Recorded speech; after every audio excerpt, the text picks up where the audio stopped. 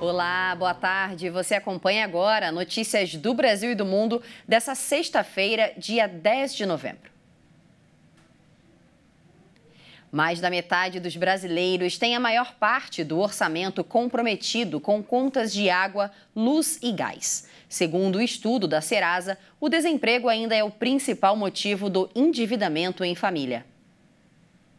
As contas de água, luz e gás, essenciais no dia a dia das famílias, comprometem a maior parte do orçamento mensal de 53% dos brasileiros. Segundo o estudo produzido pela Serasa, em parceria com o Instituto Opinion Box, as contas básicas chegam a representar até R$ 750 das despesas de 82% dos brasileiros endividados. O valor corresponde a quase metade do salário mínimo atual, de R$ 1.320. Outros 8% destinam até R$ 1.050 para essas contas e 6% comprometem até R$ 2.050 com os serviços essenciais. O estudo mostra ainda que 1 a cada 4 brasileiros diz acompanhar o andamento das contas, mas reconhece que as contas de água, luz e gás representam um menor percentual do orçamento mensal.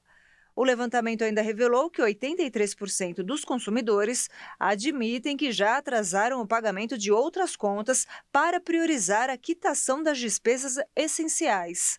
Há ainda aqueles que pediram dinheiro emprestado a amigos e familiares ou também fizeram empréstimo para cumprir os compromissos. Para 45%, o atraso no pagamento dos boletos já resultou no corte dos serviços. Segundo o estudo da Serasa, o desemprego ainda é o principal motivo de endividamento entre os consumidores. A liderança foi mantida mesmo com a queda de 7 pontos percentuais da taxa. Por outro lado, cresceu em 8 pontos percentuais o volume de inadimplentes, que atribuem o endividamento a uma redução da renda.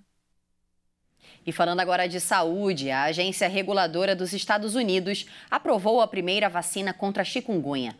O imunizante é do grupo austríaco Valneva, que tem parceria com o Instituto Butantan aqui no Brasil. A segurança da vacina STIC contra a chikungunya foi avaliada em 2 estudos clínicos realizados na América do Norte, em que cerca de 3.500 participantes com mais de 18 anos receberam uma dose do imunizante.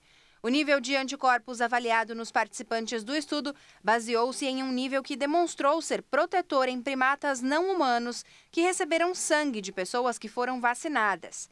Quase todos os participantes do estudo da vacina atingiram o nível de anticorpos esperado. A vacina foi aprovada usando o caminho de aprovação acelerada. Esse é um caminho que permite que a FDA aprove certos produtos para condições graves ou com risco de vida, com base em evidências de eficácia de um produto que tem probabilidade razoável de prever benefícios clínicos. Segundo a agência, após a comercialização, a empresa vai conduzir um estudo para avaliar o risco de reações adversas graves, semelhantes à chikungunya após a administração de STIC. Durante o estudo, 2 pessoas foram hospitalizadas com sintomas da doença. A vacina aprovada é do grupo austríaco Valneva, que tem parceria com o Butantan no Brasil. A chikungunya é transmitida pelo mosquito Aedes aegypti, mesmo vetor do vírus da dengue e do Zika vírus. Segundo o Ministério da Saúde, o vírus apareceu no Brasil há 10 anos e o país já registrou mais de 1 milhão de casos, com 909 mortes. E agora nos destaques internacionais, o embaixador do Brasil no território palestino da Cisjordânia, Alessandro Candeias, afirmou hoje que a saída dos 34 brasileiros da faixa de Gaza ainda não ocorrerá hoje. A previsão é de que a passagem desses brasileiros pela fronteira do Egito aconteça amanhã. Ao todo, 31 países já tiveram permissão para deixar a faixa de Gaza. Com tudo isso, nossa equipe conversou com a psicóloga Jônia, que explicou os efeitos da ansiedade no organismo. Quando a saída de estrangeiros começou, o presidente Lula previu que os brasileiros estariam nas primeiras listas de pessoas a deixarem a faixa de Gaza. A previsão não se concretizou. O grupo, com 24 brasileiros com mais 10 familiares palestinos que estão na região da guerra, ainda não foram autorizados a cruzar a fronteira de Rafah, que fechou mais uma vez nesta sexta-feira e agora a saída dos brasileiros deve ser atrasada em 2 ou 3 dias, até ser reaberta novamente, segundo o ministro das Relações Exteriores, Mauro Vieira. Enquanto isso, os civis sofrem pela escassez de ajuda humanitária e cessar-fogo, bem como tem que lidar com os traumas da vivência na guerra. A pessoa que vive situações de violência extrema e traumática, de forma estendida, inclusive, como é na guerra, pode desenvolver quadros semelhantes ao do transtorno do estresse pós-traumático, muito estudado. Nesse transtorno, a pessoa não consegue esquecer a violência dolorosa.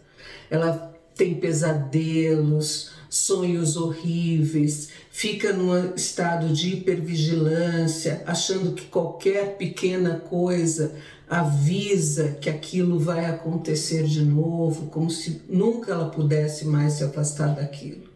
Havia uma expectativa de que o grupo de brasileiros e seus familiares pudessem deixar a região nesta sexta-feira. Como não se concretizou, os civis seguem angustiados com a espera interminável. E antes de encerrar, cartas destinadas a marinheiros franceses durante uma guerra do século XVIII foram finalmente abertas e estudadas após mais de 250 anos. A Marinha Real Britânica aprendeu as cartas durante a Guerra dos 7 Anos, um conflito entre duas alianças de países europeus que terminou em 1763. Eu estava nos Arquivos Nacionais em Londres e, ao digitar prisioneiros de guerra do século XVIII no mecanismo de busca, deparei-me com o título de uma caixa de arquivo que me intrigou, que era Cartas endereçadas a prisioneiros de guerra da tripulação do Galatê, 1757 a 1758. Encomendei a caixa e, quando ela chegou, vi que havia 3 pequenas pilhas de cartas ainda fechadas, com carimbos de cera vermelha, mas claramente não tinham sido abertas, exceto as 3 primeiras. As cartas lidas ofereceram uma visão rara e trágica das vidas dos marinheiros e suas famílias no século XVIII. Como as palavras de amor de Marie Dubosc, que nunca chegaram ao seu marido, Louis Chamberlain, primeiro-tenente de um navio de guerra francês, em 1758. Sem que Marie soubesse, o navio de seu marido, o Galatê, havia sido capturado pelos britânicos, conforme descobriram os pesquisadores da Universidade de Cambridge. Louis nunca recebeu a carta e sua esposa morreu no ano seguinte, quase certamente, antes de os britânicos o libertarem. Em outra carta do mesmo ano, a mãe do jovem marinheiro normando Nicolas Quesnel se queixava de sua falta de comunicação. On a vraiment une grande variété d'auteurs et d'autrices, et j'insiste sur... Temos realmente uma grande variedade de autores. Enfatizo autoras porque a maioria das cartas é escrita por mulheres. E isso é ainda mais raro quando você olha para pessoas de posição social desprivilegiada. É muito mais comum encontrar cartas escritas por aristocratas ou burgueses do que cartas escritas por marinheiros e, principalmente, por mulheres. Des gens de mer, comme on les appelle, des matelots et notamment des femmes. O historiador Renaud Morieux também ressaltou a importância de encontrar essas cartas, já que elas tratam de experiências humanas universais, não exclusivas da França ou do século XVIII. E essa edição fica por aqui. Você acompanha outras informações logo mais às 5 horas da tarde com Beatriz do Vale. E eu volto no Jornal das 18h30 com Kleber Werneck. Até lá!